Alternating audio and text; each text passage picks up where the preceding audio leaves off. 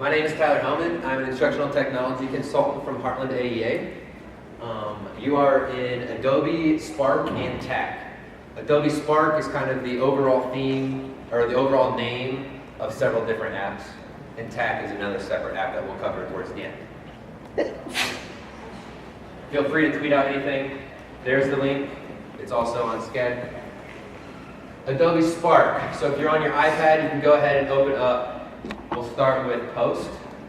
Or if you're on the computer, go ahead and Google Adobe Spark. I think it might be spark.adobe.com. Basically, Adobe Spark is 3 separate components. And I truly did not know about any of this until I started to prepare for this presentation. So I actually learned quite a few things as well. One of them is Post, Page, and you can actually create simple videos as well. So Post is basically like pictures and graphics, something that you might post on Facebook or Twitter or on a website. A Page is an interactive display, kind of like an interactive poster, and we'll actually talk about that towards the end because that's similar to what TACKK is. And video, you can make simple animated videos, and there's a lot of templates to choose from, and we'll go through all of that. We'll actually go through and make some of these, so at the end you can create your own Adobe page. And as you're doing this, think about how you can use this in your classroom with your students to promote authentic writing, all kinds of other things. We'll talk about it.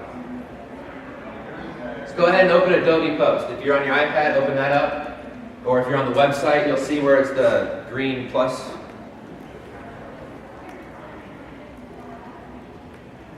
And as I've been working with this, I can see this used at any grade level as it is pretty simple. And you'll see that as we go through all of these.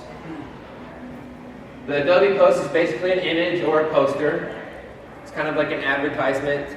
It's kind of like a meme or some of those pictures or posters that you would see on social media. Go ahead and name it something. I just defaulted to iTech Island, but go ahead and name it something. Be creative if you want. Down here are some templates.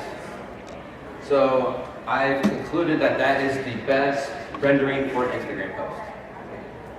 Or if you click on Facebook, that's going to be the best rendering for a Facebook picture. That's all I could find out about those.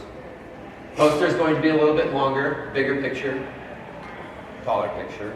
Or a slide might be a little bit wider. Just go ahead and click on any of those. You don't actually have to have an Instagram to click on the Instagram one.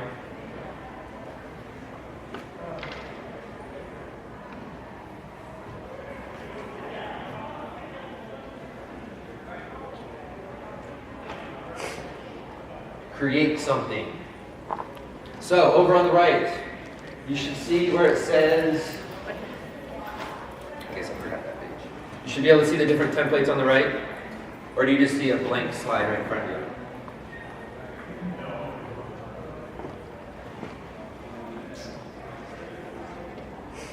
Over on the right, you'll see different themes.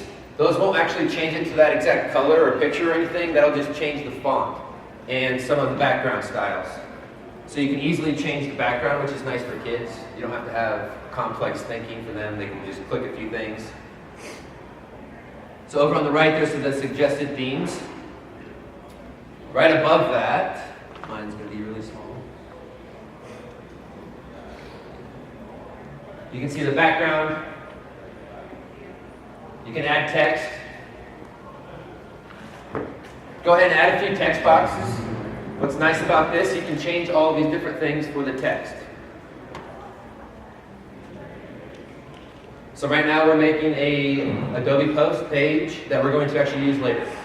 So go ahead and create one post, picture. I mean, mine is nothing exciting. We're just trying to get through the tools.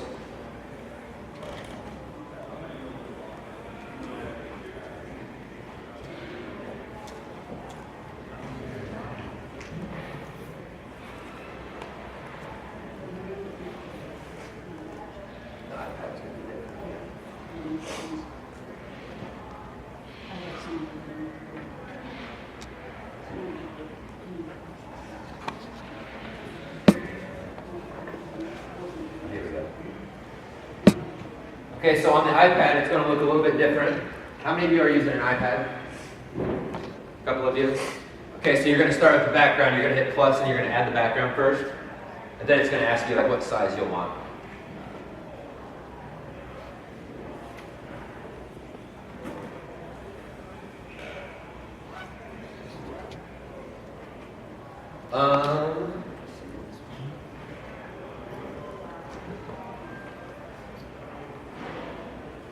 What I really like about Adobe Spark, and we'll talk about this throughout the different apps, but you can find photos right within the app. You don't have to go out and save pictures or anything. And all the photos that they have are copyright safe. They're from Flickr. They're Creative Commons. So if you went to background, and if you change, I think it was replace photo. If everyone wanted to do that right now anyways, just to see it, click on Find Places.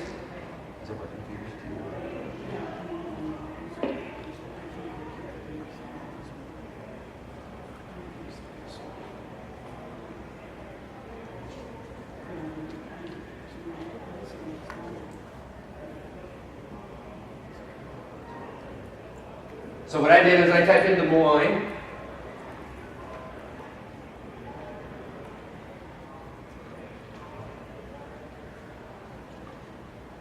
Some of it's Des Moines, Washington, but you can find pictures of Des Moines, Iowa.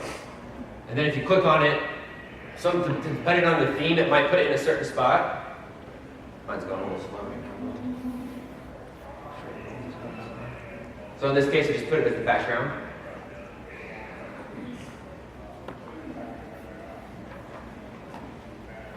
Once you are done with the post, are we good with the post part? Go ahead, up at the top, and this will be another theme throughout all of the apps, is a share button. And on the iPad it might be different.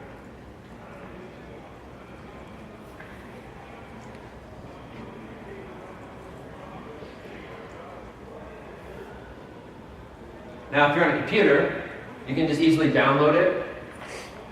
And just for the sake of what we're going to use later, just go ahead and download it. And we'll keep it in our downloads.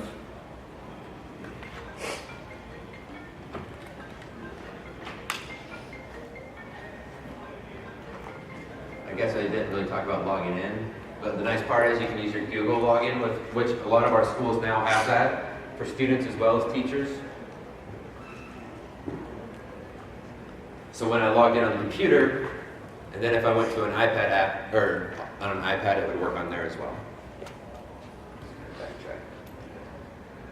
So for now, we'll just talk about the download part. When we talk about sharing and exporting, we'll talk about the other features of this.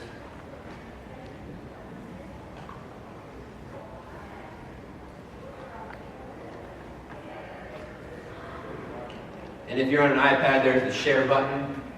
And then you can save it to your camera roll. Are there any questions so far? There's similar websites and tools you could use for this as well, like Google Draw would be another one that's pretty simple. But what I liked about this is just all right there, and it's all easy to use for teachers and for kids.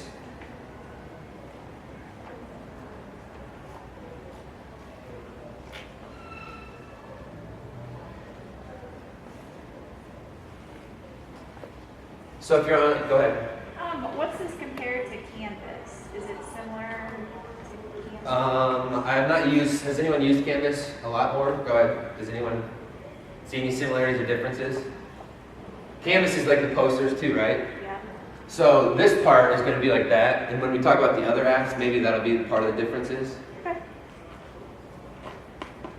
And what I did like about this, and I've talked about it already, is about how it incorporates the online and the copyright safe images. I'm not sure if Canvas does that.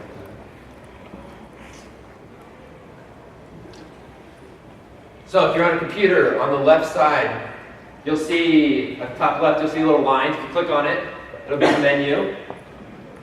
If you're on an iPad, you'll want to just exit out and go to, we're going to skip Adobe Page for now. We're going to go to Adobe Video. So if you're on your web-based browser, you can just click on the top left. Or if you're on an app, you'll have to actually exit out and go back.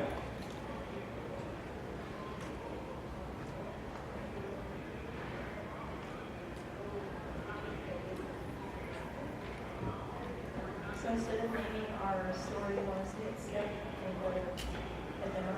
Yeah, or you can just name it iTech Iowa still, just so you know. Oh, okay, gotcha. That's just what I've been doing. So then when we go back, we're going to make a poster with several of these different components. So you'll be able to find them on your computer too. So go ahead to Adobe Video, open it up. What I really like is it has a basic template for you. So even as a teacher, if you're going to make a video, it has a very basic, starts with the one that I clicked on was teach a lesson.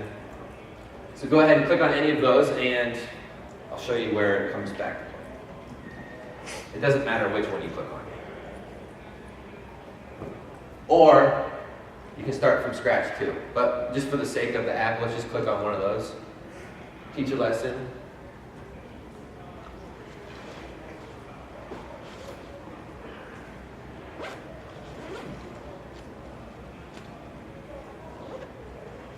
So when you went to the video part, did a tutorial pop up? So that's an option. You can say don't pop up again or do not show the tutorial again. But that's nice too for students. Or if you go back to your school and you want to show teachers this is a basic video that you can share. Down at the bottom is the template part. So I clicked on teach a lesson, I think. So at the bottom you'll see this section of the video is the overview. You don't necessarily have to do it, it's just an idea. This one's going to be the concept. The last one's going to be the explanation and the you try it. I'm teaching a lesson, so I'm going to hopefully teach you something that you'll be able to try.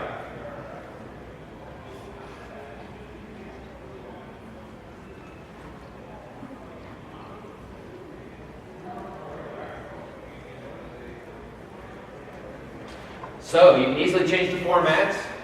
Up on the top right again, it's going to be the common theme. So in our Adobe post, you could go to images, and same with the video. You can insert images. You can change the format.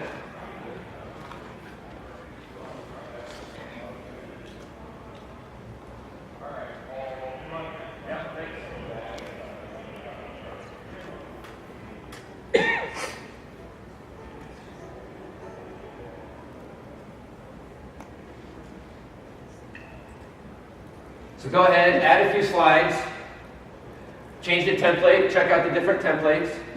It's almost too simple, but when you have a class full of 30 kids, that's okay.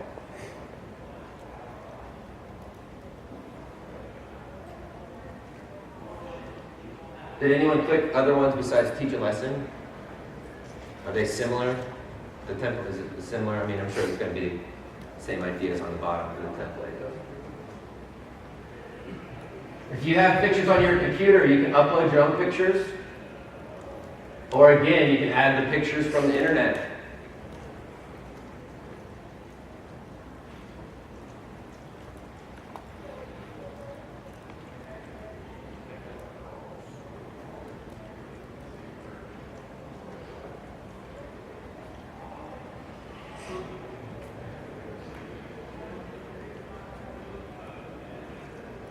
Go ahead and add some audio if you want to.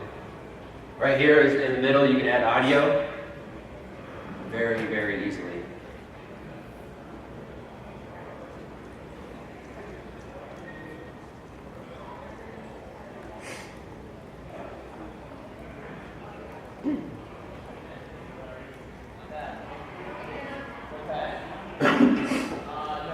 What I like about Adobe Spark and all the apps is with the different templates and themes, you can just click on them and it'll change it without changing everything.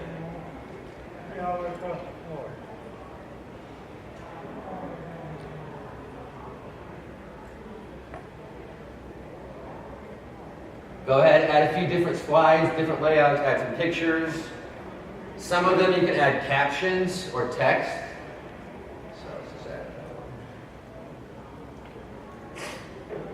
So I'm going to change it to 2. You can add icons too. Those are more like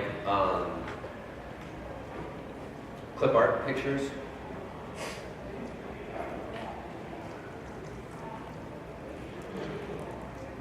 So add a few pictures and I'll come back to why I continue to talk about that and like them.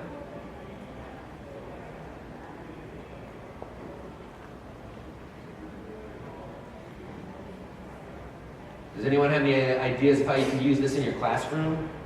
I mean, there's all kinds of video makers out there. We haven't actually seen the final product yet either, but are there any ideas that come to mind yet? Field trips? That'd be a good idea. And you can actually take the pictures too right there when you're doing it. Good idea. So what she said take the iPads on field trips. Then you can actually just take pictures right there and you can record their voice.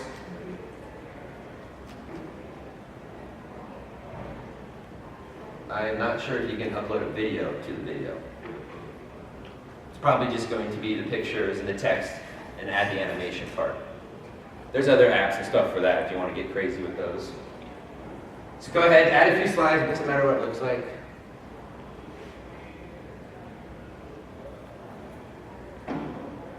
After you've added a few slides, what you can do is... So I have this picture of Des Moines, the capital. What I like about this is on the there's a little eye at the bottom of all the pictures you get if you get them from within the program. So click on the little eye, it tells you where the picture's from. So you can talk about that whole digital citizenship with your students, really at any grade level. Has the name of it, has who it took the picture, and where it came from. What I also like about it is, since we're making a video, it's going to add that part to the credits automatically.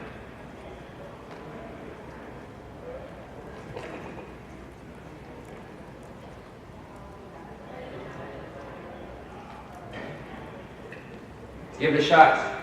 You can add music as well. Add the picture that we just created on Adobe Post. Page post.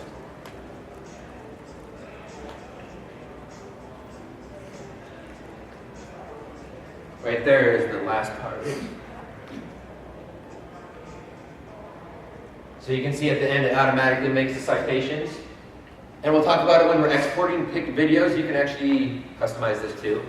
So students can add their names. I'm guessing that that's always going to be there, which is fine.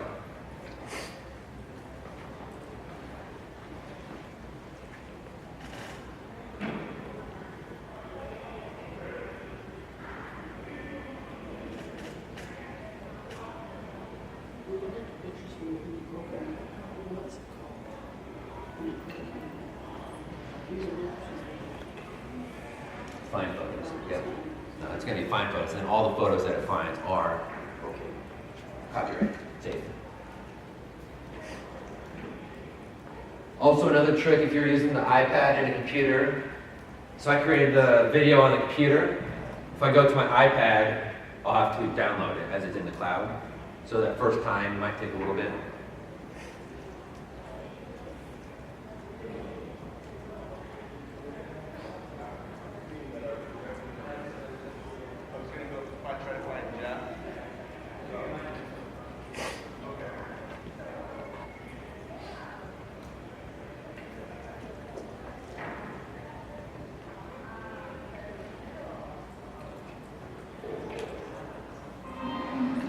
Go ahead and create a video, because we're going to want to use this in another part.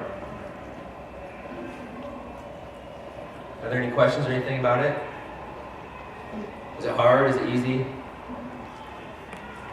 This is one that with younger kids, they want you to have their permission, right? I'm going to guess yes. Let's pick up. And that's just always a safe thing too. Well, you can use your Google login, so that might get past some of that. Yep.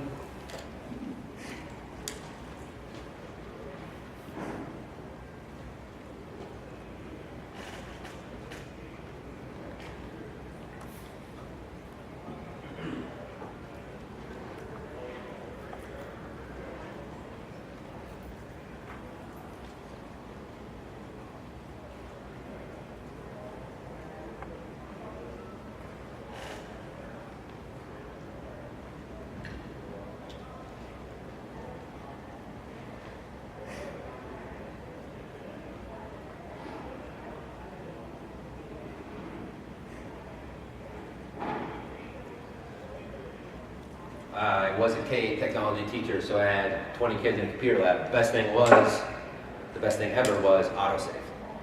So this also autosaves.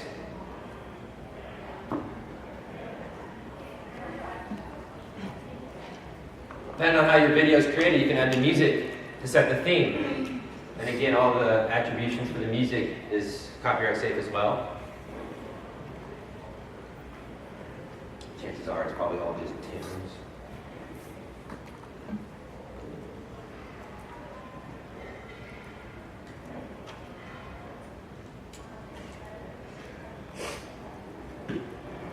So going back to the authentic writing, so perhaps you have students in groups. They are writing a script, and after they write the script, they would then have to create the video.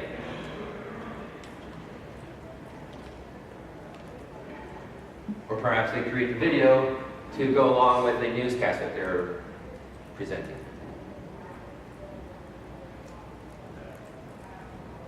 You can always click preview up at the top too when you're creating the videos, and that'll just give you a preview of what you've already created.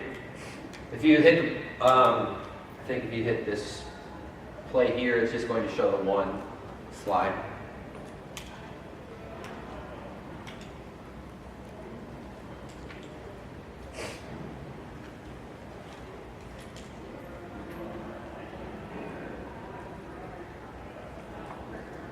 Did everyone create one that wanted one?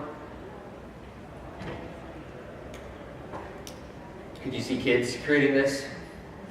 High schoolers, even elementary students, even your teachers at your school?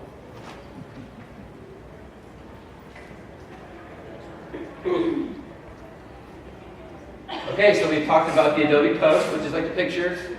We've talked about Adobe Video, which is going to be the video.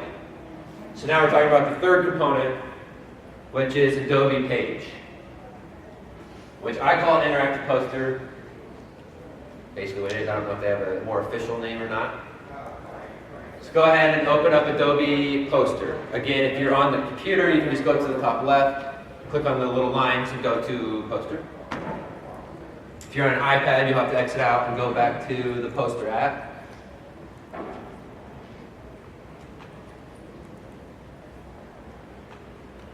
Adobe Page, sorry, not Adobe Poster.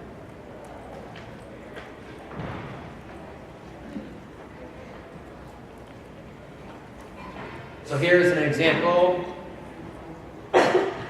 Basically, it would be a poster that you would possibly see in a room. Right here's a video that I created. Here are the pictures that I was going to use. You can add images, you can add a photo grid. I've seen this used in like an art classroom where the kids would have their artwork up here, and then they'd either show it up here or they would critique and comment on each other's. You can also add buttons to different links. Just a little easier, looks a little nicer.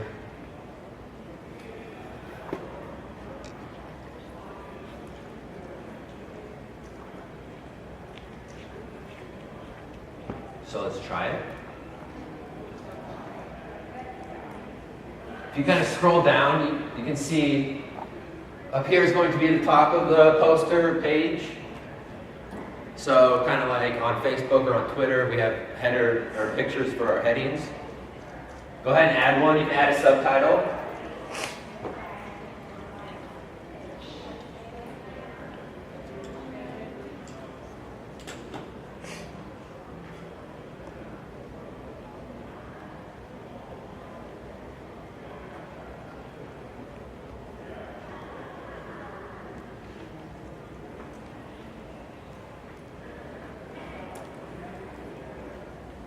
Again, you can add photos from the library, which is nice because you don't have to worry about kids going out to the abyss and finding stuff. And again, over here, there's a little eye because it shows you where it's from. And all you have to do is hit a plus, and you would add different sections to the poster. So for example, let's add the picture that we just created. So hit the plus. If you go to photo, you should be able to upload your photo. It's probably going to be somewhere.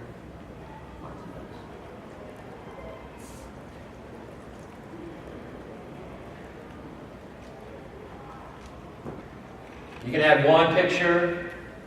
You can add a slideshow of pictures. You can add an array of pictures.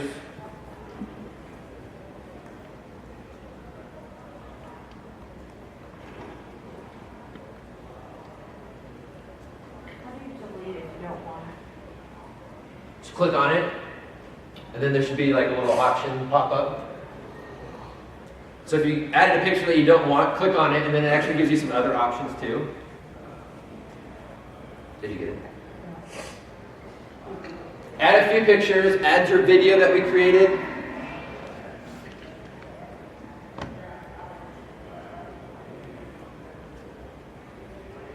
So, this is also the picture. We want to repeat. So that's going to be the one person.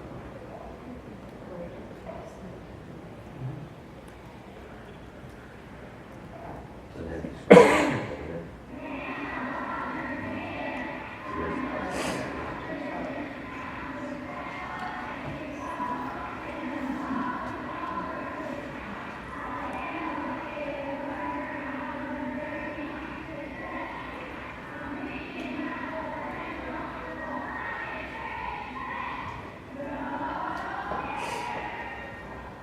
add a button.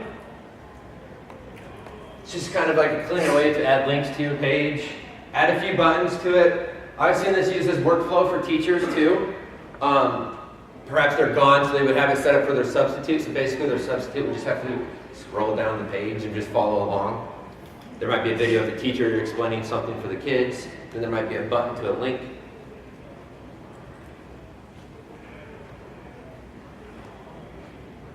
If you're using Google Classroom, you can have the students create something and then post it to Google Classroom. If you're sophisticated, you can have this be a Google Doc that when they open it up, they have to make a copy of it. Then it could be an assignment.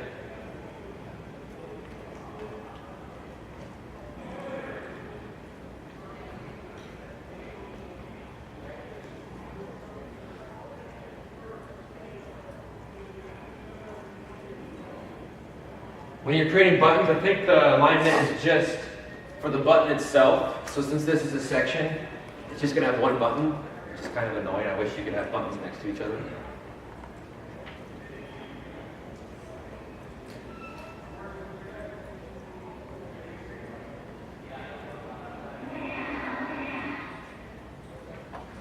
Again, just like the videos up at the top, you can preview it. So it's an interactive poster. If I scroll down, there's going to be my picture. Here's my link that I created.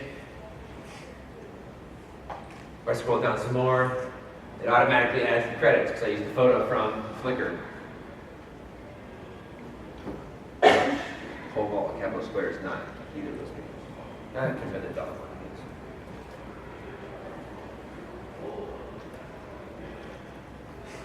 I'm guessing the hashtag is going to stay in the corner. The price is right for now, though.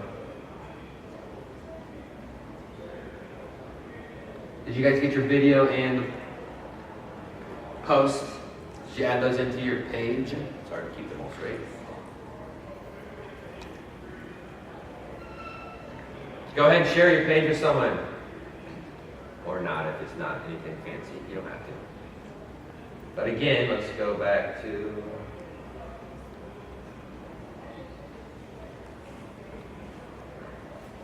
up at the top. If you click share, we'll talk about the more options. So, I think it's so in this case, this is the video. Like I said, you can download it. You can create a link, which will link right to the video. Or if you clicked on more options under the video part, you can add your own credits. Students would like that.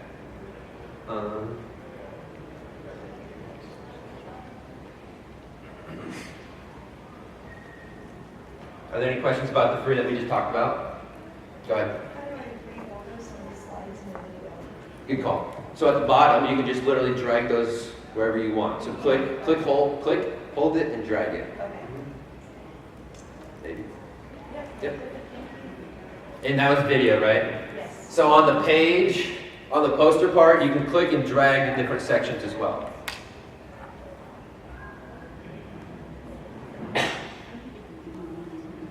So yours might be a little bit. Yeah, it seems good. And I have this limits. And I tell it click here. And it wants me to go next. Next, and go. No, you're right. So, I told you to upload the video, right? That didn't work. I think you have to put it on, yeah, or Google Drive to get a link. It says YouTube or Spark video. What's the Spark video? If you go into your Spark video, you can get a shareable link. That's something new. Thank you. So, find my stuff.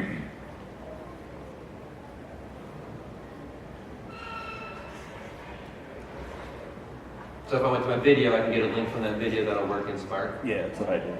Good call. So the question was, how do you get the videos in? You can get them from YouTube. Yesterday, when I was making this, I created my video and uploaded it to YouTube, not knowing that you could actually get the link from within Adobe Video. So share. How did you do it? I think you just create a link. And then that would be the link.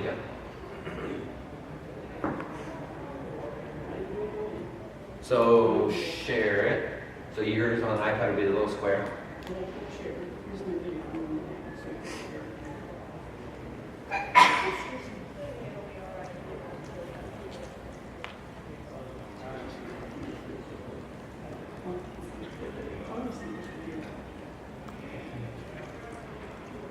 So you just need to title it.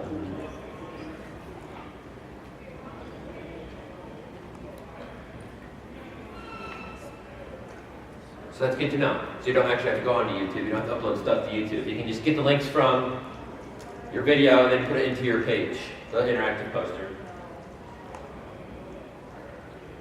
Were there any questions about Adobe Spark and the 3 apps before we move on briefly to talk about TACK? TACK's going to look very, very similar to what we just talked about.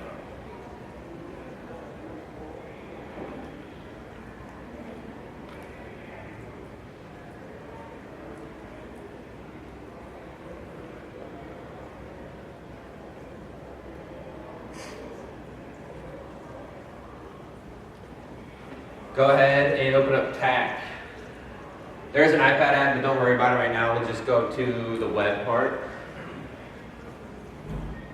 And if you want to keep working with Adobe Spark, go ahead, that's fine.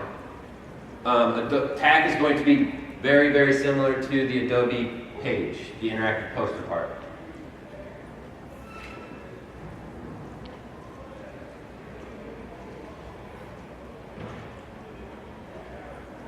I think it's TACK.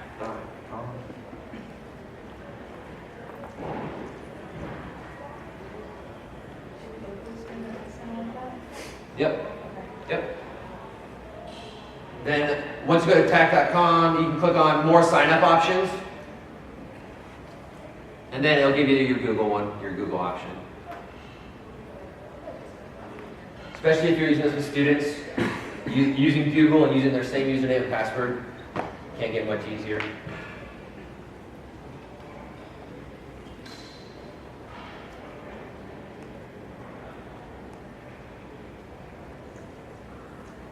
Again, TACK is like an online collaborative space. It's going to be an interactive poster. Variety of media. You can add the text, the audio, and the images again. So actually, I was going to talk about Adobe Spark and TACK, not knowing that they're actually kind of similar. So you'll see how similar they are. But this one I can maybe see older students liking more. There might be some more options.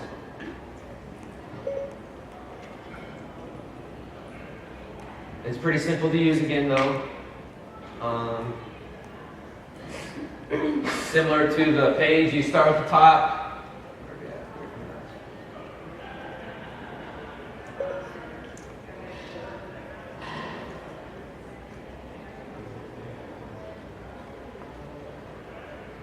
Kind of gives you that idea of the different templates again.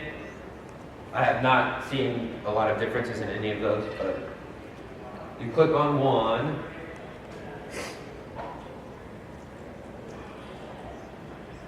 and here it's the same ideas as cut up into different sections. So up here you have the top, the header, you have some text. One of the different parts about this one is you can add a comment stream. So actually this is the one I've seen the artwork on where the students are commenting on each other. And you can actually add videos of kids holding the artwork and talking about the different parts.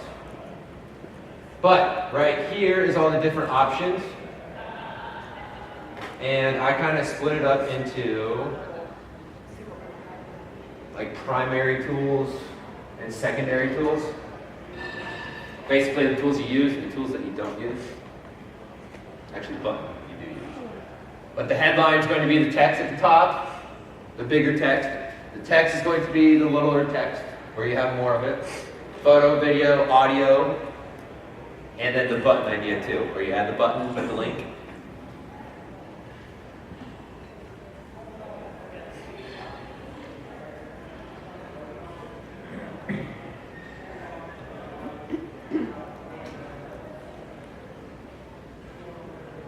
One of the things that I do like about TACKK is there's a plethora of sharing options.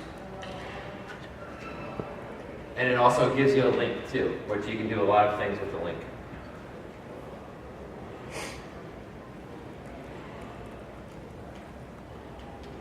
TACKK has a little more editing and formatting options that you can use. You can change the colors a little more, however you see fit, or your students.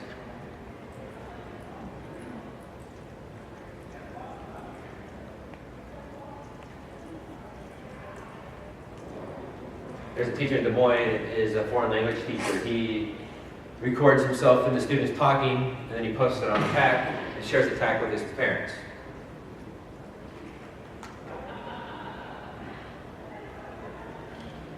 This also has an iPad app, but the iPad app is more of like the viewing. You can't really do much of the editing like you could on the Adobe Spark apps. The Adobe Spark apps are pretty much, you can do it on the computer or the iPad. The TACKK is basically you do it on the computer, but you can do some of the options and viewing and stuff on the iPad.